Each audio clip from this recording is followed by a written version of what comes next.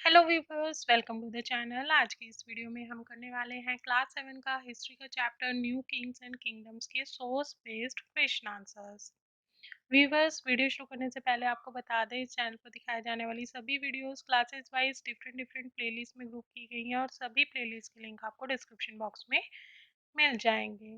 Class 7 की दूसरी videos का लिंक आपको वीडियो के एंड में भी मिल जाएगा और डिस्क्रिप्शन बॉक्स में भी मिल जाएगा। तो चलिए शुरू करते हैं हमारी आज की video.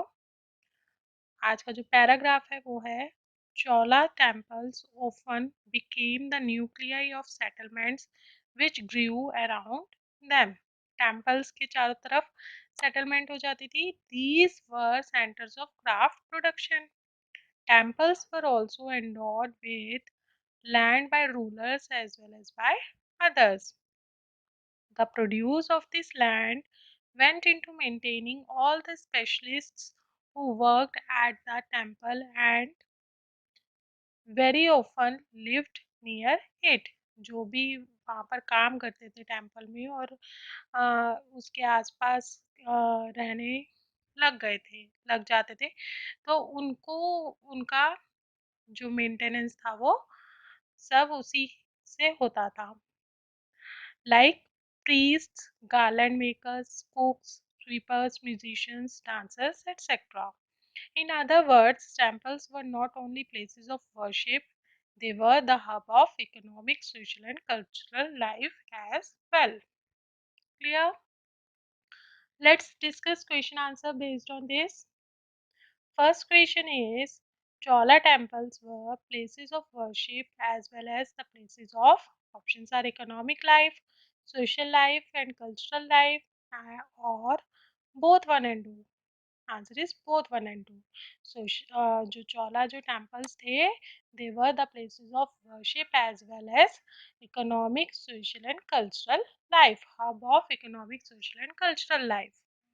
Next question is how do priests and other temple workers survive? कैसे survive करते थे? Options are from produce of temple land or by doing part-time work or by grace of God.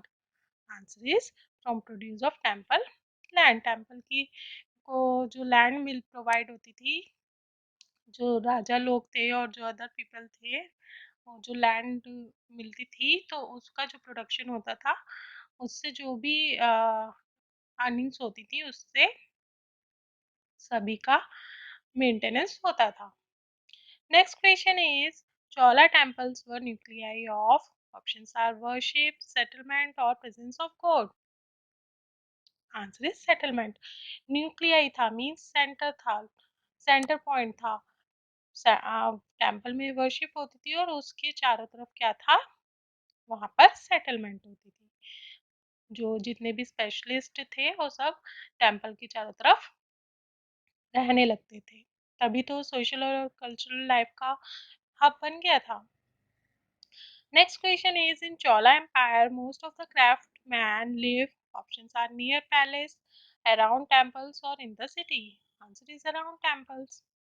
Next question is centre of craft production were. Options are temples, palaces और factories. Answer is temples. Temples के चारों तरफ रहते थे, वहीं पर वो production करते थे, तो टेम्पल्स जो थे बहुत ही इम्पोर्टेंट प्लेस हो थे चोला एम्पायर में।